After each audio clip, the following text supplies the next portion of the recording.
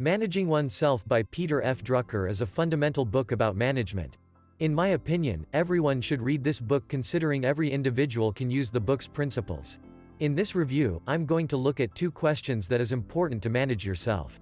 These are, what are my strengths, and how do I perform? When that is said, let's get right into it. What are my strengths? According to Peter F. Drucker, knowing your greatest strengths as well as your weaknesses are essential to manage yourself. This is because you must improve your strengths and produce results with them. Furthermore, avoid building performance on your weaknesses. To be more precise, as the author writes, one should waste as little effort as possible on improving areas of low competence. It takes far more energy and work to improve from incompetence to mediocrity than it takes to improve from first-rate performance to excellence. However, the problem is that most people don't know what their strengths and weaknesses are. The only way to discover your strengths and weaknesses are through what the author calls for feedback analysis. This concept is about the fact that, whenever you make a key decision or take a key action, write down what you expect will happen. 9 or 12 months later, compare the actual results with your expectations. By doing this, you will get aware of things like the fields where you are not doing well and where you have no strengths at all. It will of course also show you your strengths and how you can get the most out of them. According to the author, if you practice this method consistently, this method will make you aware of your strengths in fairly short time.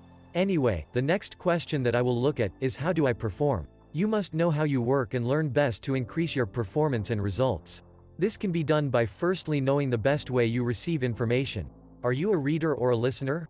To give you an illustration of what I mean, the American President John F. Kennedy knew he was a reader. Therefore, he had a group of writers as assistants who wrote to him before every meeting and discussion.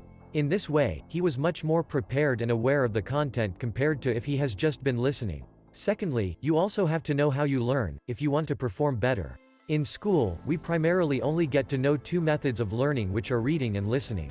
The problem with this is that there are so many additional ways of learning. For instance, some people learn by writing things down. Others learn by doing or hearing themselves talk. Consequently, if you are having or had a hard time in school to retain information, then it was perhaps because you didn't learn by reading but you rather learned by doing.